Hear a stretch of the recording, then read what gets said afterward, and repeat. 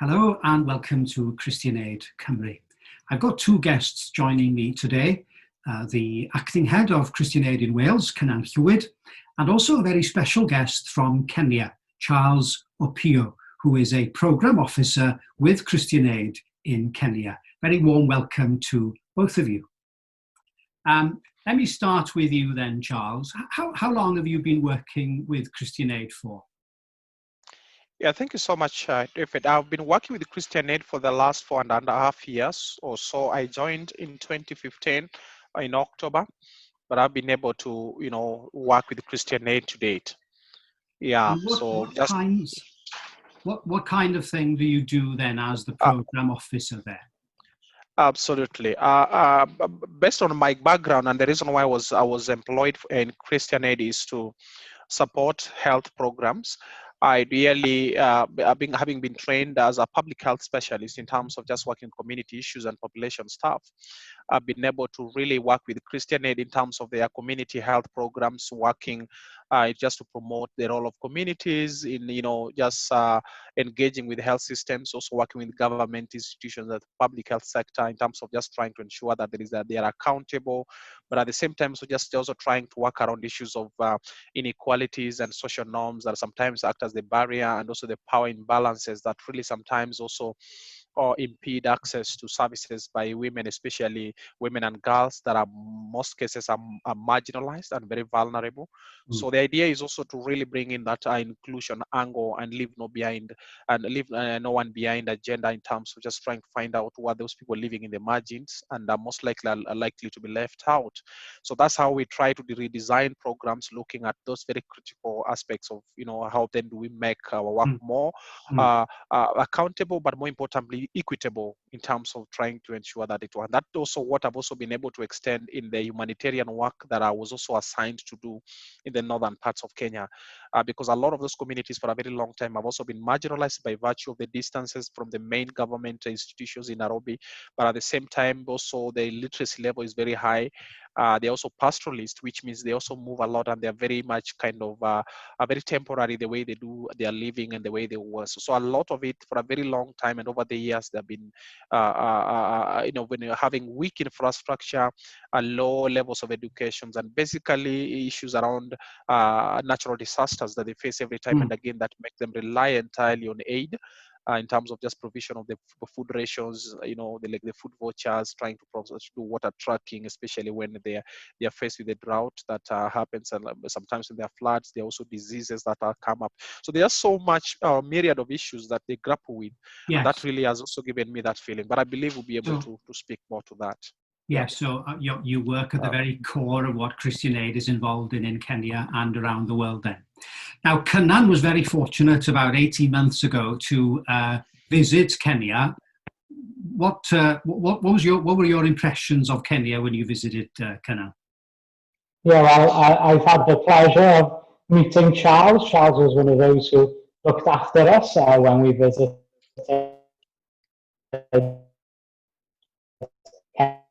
Kenya about a year and a half ago. And we travelled to northern Kenya, didn't we, Charles? To Marsabit County to visit programs and communities, pastoralists, like you've mentioned already, around Marsabit, the town, and then further north in North Hor. I remember communities in Mudte, the Dosawaku borehole, the VSLA group in Botama, and the small community in Konongozi as well. And lots of our supporters in Wales, Charles, have heard and listened about my trip to Kenya, seen pictures, and I've relayed to them the amazing work that the Kenya team are doing over in Kenya, and also our partners, thinking of Pasida and Patrick in Marsabit. I was just wondering, Charles, if you could give us a quick update about those communities that our supporters in Wales have seen and heard over the past 18 months. Thank you so much, Cynan. It's true you visited Kenya, and we were meeting communities in Marsabit County, which is the northern parts of Kenya. And that is also Asal in this arid and semi-arid lands. That means that they face a lot of drought and also a lot of natural challenges in terms of just what they meet as disasters or crises. You came in when we were the communities were just recovering from one of the worst drought experience in 2017, and that's one place that they were coming from a point where they had lost a lot of their livelihoods, because you find that when there's so much drought, a lot of the animals are lost either because of there's no water, there's no pasture, and they become weak. And definitely you realize that a lot of those communities really suffered, and that there are even cases of deaths because at household level, food insecurity usually was the norm. They were not able to survive, especially the children and mothers. You find malnutrition is extremely high, and ideally you feel so much loss in terms of livelihoods. And that is a time when we are just introducing, when you came on board, especially when you visited the groups, it was a point where Christian Aid was now beginning to reintroduce some aspects of resilience building.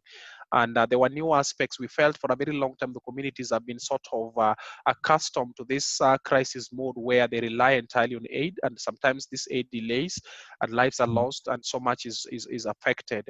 But then we felt that it would have been very important to appreciate that even communities who live in those areas, they have the capacity sort of to just begin to preempt, to be able to plan in advance, because droughts are somehow for a very long time have been very cyclic, and there are cases where they can predict disasters, or they can predict if there's going to be too much rain or too much drought. So we said, why could we begin introducing some critical methodologies or models? And one of those was what we call participatory rural appraisal. And this is what we call, it's a community driven sort of process where you are trying to empower communities to look deep inside among themselves to really understand which power or which kind of resources do they have. It could be natural resources, which sometimes they might want to activate when there is an impending disaster, before maybe any other external assistance would come in. And that's why we started asking communities to come together as groups and just appreciate that what is there have been endowed with. There could be having like they've had cases where natural resources that they have, like maybe like the trees that they for a very long time they have been cutting down, and that has really impacted negatively in their lives.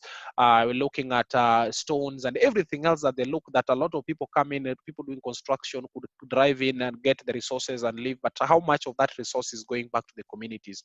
So we felt that including even now trying to do what we call the destocking, especially if you expect droughts to come, why would communities keep large herds of animals? And then when there's lack of water, they either trek thousands of kilometers, and they eventually they lose a lot of them. If they are able to have a good plan where they can sell them out during the beginning, especially when droughts are beginning, and thereafter they could keep that cash and then be able to restock when the pastures regenerate and when communities are becoming. So that kind of idea is what we've been able to really to begin. But that begins from what we call transformation in terms of attitude change and transformation, because for a very long time keeping large animals has been the norm, because they feel that is prestige, that is whatever, but yet they lose it, especially when there is drought. So we came into that point where we felt it would have been good to really ask communities that what could they do, especially now that they have been able to monitor and predict occurrences. So in terms of disaster preparedness, in terms of contingency planning, in terms of just trying to restock and working with other agencies. So we said, we began that. So you find some of those communities like El Sakomala, Konongozi, and all those communities in North Hor had begun coming together in terms of participatory rural appraisal, but at the same time, we also had what we call community groups in terms of self-help groups, because we said in their small way, they could also begin doing some small savings, but the idea is not just to rely on the saving alone. The idea was to bring that social cohesion, because there are cases where a family might be lacking food, but another community is having, another family is having. How could they be helped? Somebody could be sick, and therefore they need to be assisted. Maybe somebody's house is broken down, they need to be. So the idea was to strengthen that social cohesion. And also from that social capital, then they would be able now to begin doing what we call saving and loaning, and in a good way to begin doing some small business. And you find some of those communities have grown. To be very honest, you realize that they started in a small way, keeping some little cash, but over the time they have been able to really begin doing what we call consumer businesses, buying some sugar in large quantity and dividing it, selling it among themselves, so that then they are able to really get it at a lower price as opposed to when they're buying it under normal circumstances. And again, at the same time, some of the stories that we hear is that now there is a lot of social cohesion. communities now, you find that when somebody is down, it is, responsibility of the whole clan, or rather the entire setup, to be able to see if they can be able to uplift that person.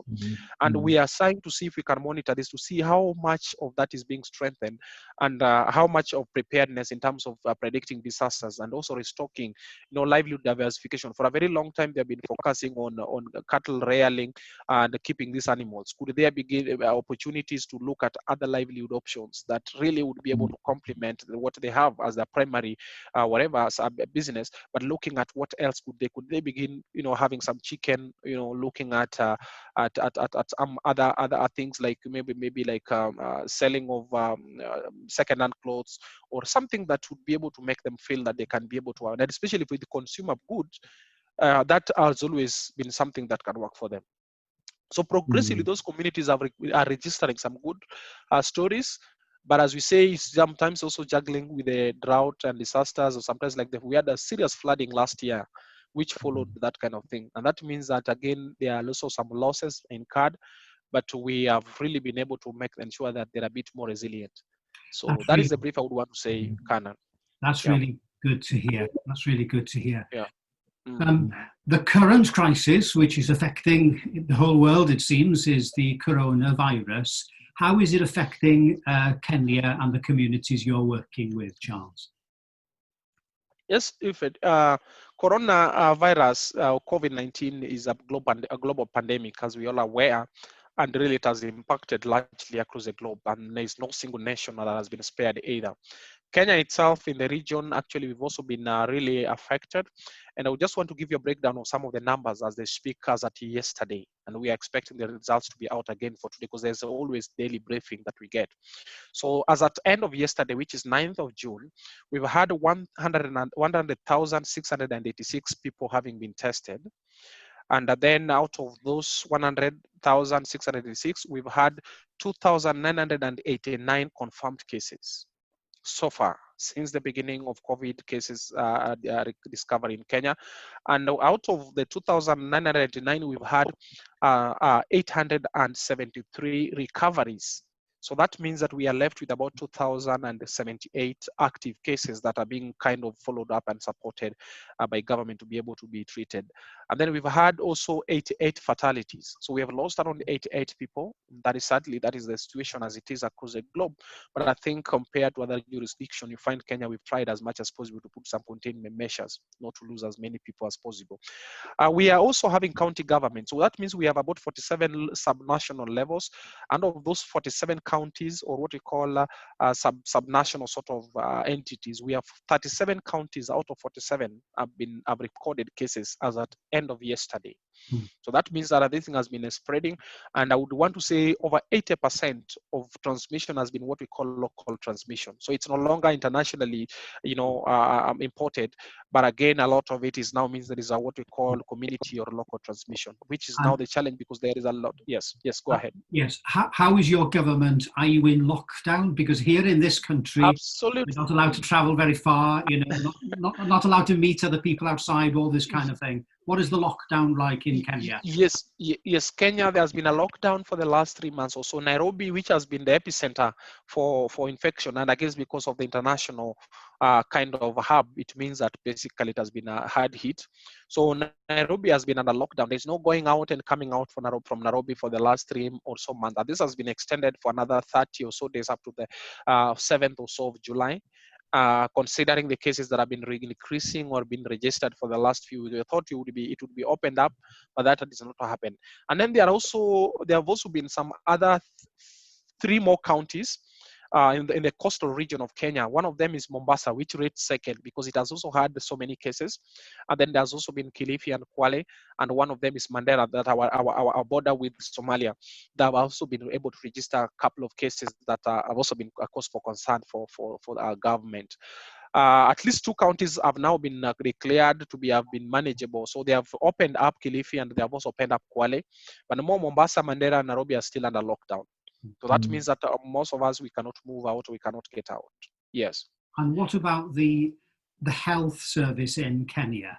Are the people who are ill able to receive good quality health care or not? Yes, government has taken it upon itself to treat or to manage or treat all the cases that have been registered. So apparently that has been a relief for most of us as a country, because then out of the support that we've got either from World Bank and from other sources, and also the national allocation from the Treasury, and also of course there has also been some individual donations from well wishers or some other philanthropies within the country, because the government formed up what we call a national emergency committee that looks into all issues around COVID. So they receive a lot of support, and that is what is being used, because part of what they use in those resources is to support communities or households that have been hard hit. Remember, a lot of people have been laid off or rather not able to go to work, and therefore there's the insecurity in terms of food. Also, we've had cases where people cannot access some basic health care and all that. So they are receiving weekly 1,000 Kenya shillings. Out of course, they're saying they are releasing like around 300 million Kenya shillings every week to those affected households, and that has been mapped across the country. And also, they have also worked with the county government to ensure they have set up isolation centers, because as cases emerge, it means that a level of preparedness is going up. And I think just recently they've released about 5 billion Kenya shillings to the county governments to begin having isolation center, do a lot of screening and setting a surveillance system just to ensure that they're managing transmission within the country. So that is what is happening at the moment. And what about Christian Aid's work then? How is Christian Aid's work affected, and what is Christian Aid doing to help? Yeah, Christian Aid's work has been affected in Kenya. One is because of the social distancing. It means that a lot of community interventions were affected or halted, especially when the lockdown was declared and cases started being registered in Kenya. You realize communities were advised to stay at home or do a lot of what we call social distancing. So as Christian Aid, we took the initial step of just to trying to hold most of our activities until there are guidelines in place, and also just ensuring that at least measures have been put in place either from the WHO guidelines and most of a lot of information that comes in from our security department in London. And that has been useful because we stopped activities for the last 2 or so months, but until recently, I think in the last few weeks or a month or so, that we started now doing some work with the communities, because we've already ensured that our partners have been trained or have been advised to ensure they have all protective measures in place, like having their face masks, sanitizers procured, and ensuring that washing hands is something that they're there, but also doing the same for the communities. So the idea is to ensure that if you're going to train like 20 or meet community of about 30, you have to do 2 meetings, because at least maximum is 15 people widely spread, and most likely their meetings must be in an open space. So it doesn't have to be in a room or in a hall somewhere. So there are measures that we have put in place as Christian Aid, and especially just to ensure there's what we call continuity of business, even in the face of COVID, because it's very clear that very likely the COVID thing will not end anytime soon. So we have had 2 things. One is the national guidelines from the Ministry of Health that have had laid down criteria on how that can be done, but also Andrew Kakam from London has also done a very good job in terms of putting together an SOP for community engagement. So we are really trying to ensure that we use that to deliver or continue the business even in the face of COVID-19. So how you do your work has been changed. Yeah. But what Absolutely. about what you do with the communities? Have you had to change how you help the communities themselves in terms of health education and that kind of thing? Yeah, definitely. We've been actually, one thing that has happened is that we have to relook at our programs and do a bit of adaptation. That idea is if you didn't have a budget for face masks, or you didn't have a budget for sanitizers, you really must look, because you cannot talk to communities if they are not protected. So the idea is we've tried to see where we can be able to, reallocate some of our programs to look at specific or what we call basic containment measures in terms of prevention of transmission. But what we are doing a lot more is what we call a lot of health education to communities. One, because through local radio stations, we've asked partners to be able to take some time off, work with the Ministry of Health to go and provide information to communities through their radio stations. We've also had cases of public address in terms of just people working in the communities. We've done some posters and a few more what we call information and materials developed to really be able to relay information. But by and large, there's also still a lot of myths. Some communities are still very reluctant. You find that unlike Nairobi, where we are all aware we are at risk, you find that some communities members are still not very strong in terms of just ensuring that happens. So, but we try to ensure now that we are engaging them to ensure social distancing is there. At least they're able to wear face masks and all that kind of thing. Yeah. Cynan.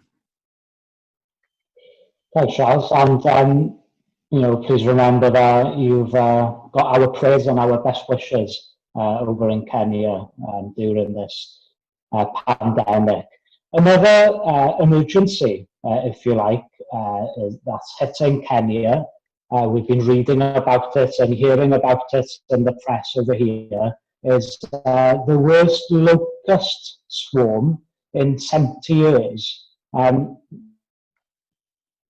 Can you explain a little bit more about that and how that's affecting the communities that we work with? Yeah, it's true. We've had one of the worst cases of locust in almost 70 years plus. A lot of us, we hear stories of, similar swarms having been felt previously, but this was one of the worst infestation within the Horn of Africa. And that really looked at, especially when I talked about one of the worst drought that happened in 2017. After that, there were rains that came in, which was more or less a lot of rain that came with flash floods. And for somehow it created a breeding ground for locusts that came in from Somalia, but then it also covered a lot of parts of Ethiopia, a lot of Eritrea, and the northern, especially was part of the eastern Africa and the Horn of Africa. You find that because of that region, you find that the communities where we work, especially Marsabit County, Toko Mandera, Toko Baringo, and especially the Asal counties, were largely affected. And they had the experience in terms of the swarms coming in and consuming almost anything green. You find that it was very difficult. People were having to grapple with all their, either grass or food being consumed by this locust. But the government came in also very fast, and they were able to do what we call aerial sprays, and that's a bit more of just what we're calling surveillance systems and some contingency planning. So and of course with a lot of support from FAO, Food and Agriculture Organization, working closely with ECHO and a few other agencies, especially from the Horn of Africa staff. So we've had a lot of regional sort of support that comes in through FAO. And that is supporting the countries within the region, because the swarms are crossing Ethiopia, coming to Kenya, getting Somalia, and all these other countries. So Marsabit County was affected, and it's still affected because they have had cases of swarm that is still on, although it went down a bit. But as you rightly pointed out, this is likely to happen, because the second wave or the third wave also is expected again in between mid of June up to mid of July, especially when now these rains actually are coming down or something like that. Mm-hmm. So ideally, food insecurity is something that is being seen. And as I said, we've had almost a triple tragedy in this country. We've had COVID, we are grappling with swarm of locusts, an issue. And at the same time, we've also had flooding. Even until recently, we lost over 200 to 300 people to floods just 1 month ago or two. So you realize that it has been difficult in terms of emergency situation in this country. Just trying to grapple with that. One of the counties that has also been affected is the county in the north. That is Marsabit. Yeah. I remember driving through the Chalbi Desert in northern Kenya, and it was dry. But Leonard, who was driving us, explained that within an hour, even when the rains come, the desert can turn into a lake of mush and mud, and it can be very dangerous. 1 second you've got the drought, and then the next second you've got the flash flooding. So thank you for your work in that area. It's not safe, but the work you do with those communities are very important, and that's the work that our supporters in Wales, of course, are supporting through their donations and support to Christian Aid. So thank you, Charles. Yeah. Thank you so much, Cynan. We really appreciate the support we get from Wales and also from London, because the reason why we do what we do is because of the support that we get from our supporters. And basically that has really touched lives. Remember when you came to the north or northern parts of Kenya, you find communities and some women that are extremely desperate because of it's a matter of life and death. Malnutrition very high. A lot of them have gone days or months without food. So it's just terrible. If you look at their health access systems, it's just terrible because the infrastructure is very weak. and a lot of women just give birth, at home, and without any medical assistance. So we lose mothers to some of those very, what I call preventable causes. But it's because of sometimes the weak systems that we have in this country. So as Christian, and I think what we have been doing has been really very, very much commendable, and the communities and the governments, our county governments, have really appreciated the effort we do in terms of just trying to complement their effort. Yeah. That's really good to hear, Charles. Thank you very much for joining us today. It's been a privilege and an inspiration to listen to the work that you're able to do in Kenya and helping people help themselves. I think that's, so important that that we're able to do that and support in any way we can. Thank you very much for joining us. God bless you with your work. Thank you to Cynan. And thank you all for watching another of our videos. Come back soon. We'll have another interview for you. Thank you very much. Thank you. Thank you, Charles. Thanks. Jambo. Thank you. Asante sana. Karibu. Take care. Take care, Charles. Thank you. Thank you. Thank you.